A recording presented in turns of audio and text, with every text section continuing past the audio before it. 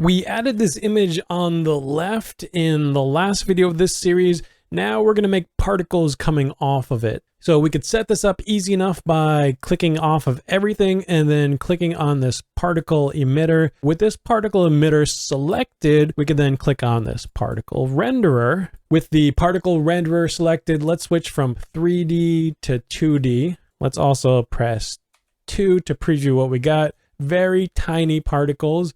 So let's go to the emitter, go to style, set this from point to blob. And now we got these size controls. So let's make it bigger.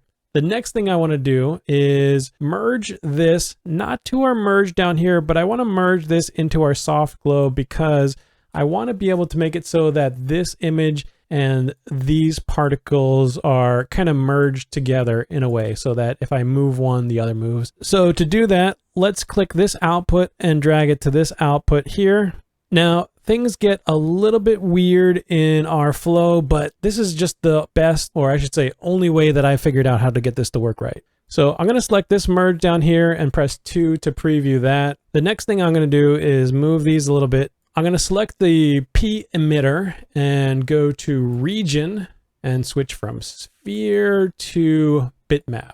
And I still have this selected. And while I do, I'm going to zoom in here just a little bit. And I'm going to click on this tool, the B-spline. Again, need this selected. Click on B-spline and you'll see that it gets attached to our emitter. Also, you'll see our particles are gone now, but we just draw in where we want them to be emitted from. So I'll click, click, click, click, click, and maybe one more. I can get these to conform a little bit better. I could have added more points for more detail, but I just want to keep this simple for now. We're going to emit particles from this area only. Now let's move this merge over.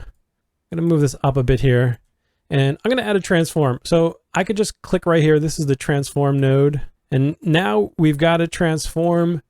Let's adjust this here. So you can see as we move, we're moving both the photo and the particle. Also, you notice if we move this too far, we're going to see that maybe our background didn't go far enough here. So I'm going to click on this background node, go to image, go to width, just increase that enough.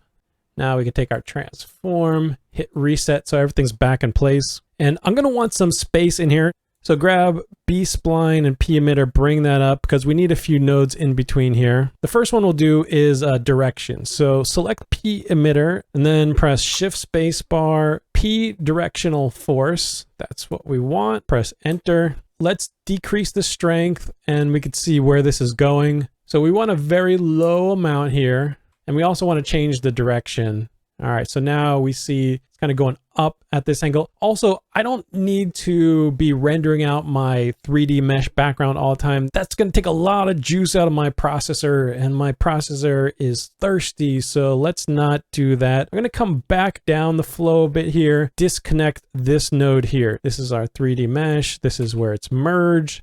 Disconnect that. When I want it later on, I'll just click and drag it back on there.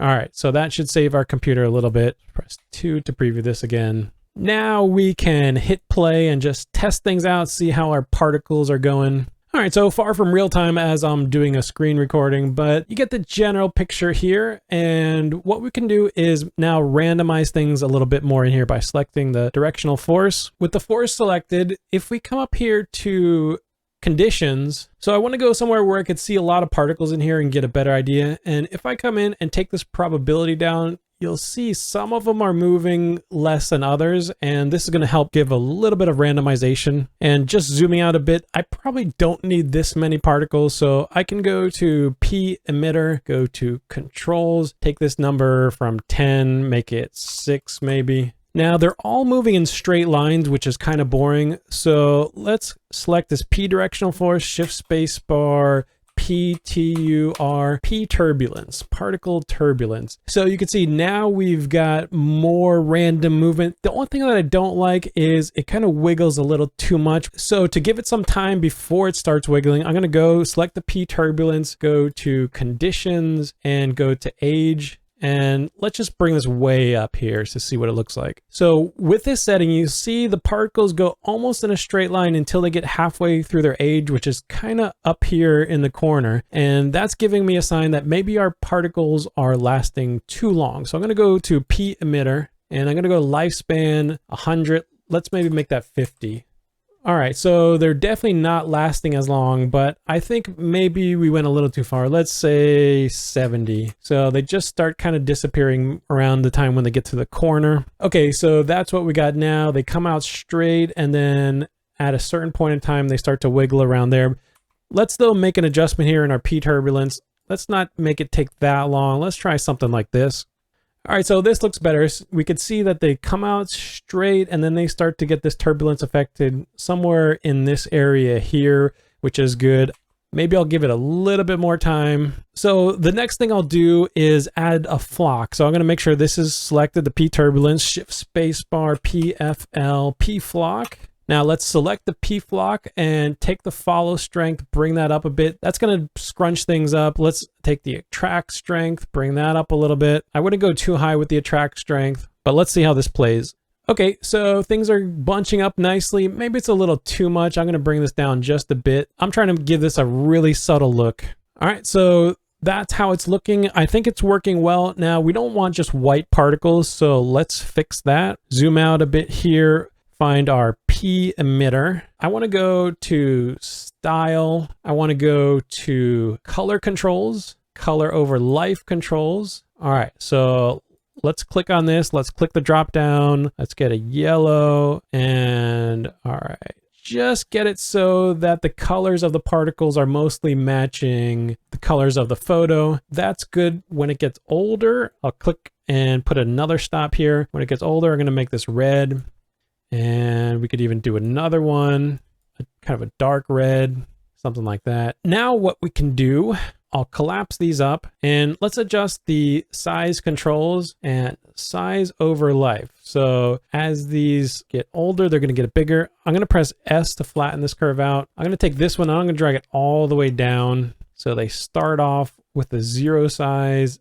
Now you don't want to get too big or else they won't look right. So just make them big enough. And then as they get old, they're going to shrink down to 0 again. Now this is a little bit hard to see. So I'm going to come back into color controls, maybe bring this over a bit and maybe bring this over a bit.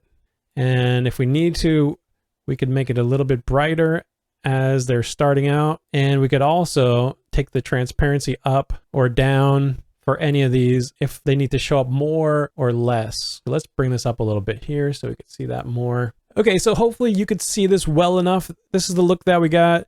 We could even go in and make some more adjustments to variation. We do have color variance here, but I wouldn't go too much with that. I probably would come into this emitter, go into controls. Lifespan is 70, maybe give a lifespan variance of 20.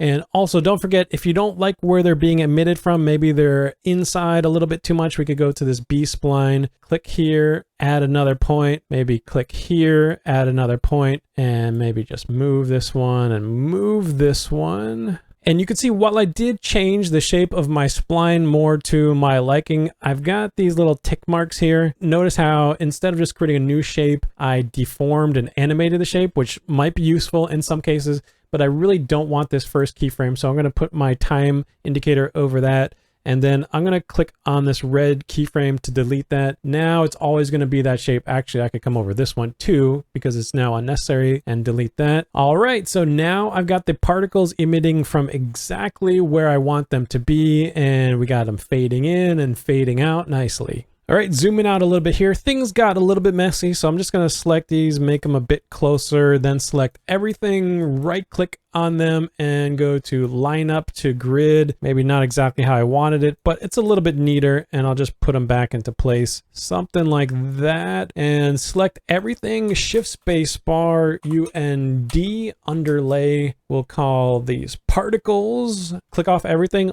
alt click on your underlay, press F2.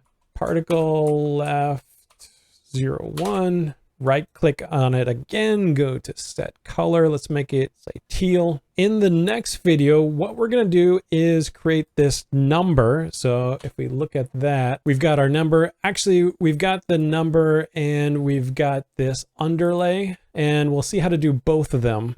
And one quick note, I've got this transform here as part of my particle group, but this transform really transforms this photo on the left and the particle. So I'm just going to put it here, and then I'm going to put this down here. Hopefully this will make a little bit more sense to me if I try and look at this later on down the road. And I'll just kind of keep these two next to each other. I also see that I broke my connection here, so I'll just click and drag this back. And it's probably not a bad idea to take this merge out. So I'll click off everything, so I could just click on my merge, bring that out, bring that over. Now, visually, things are more clear to me.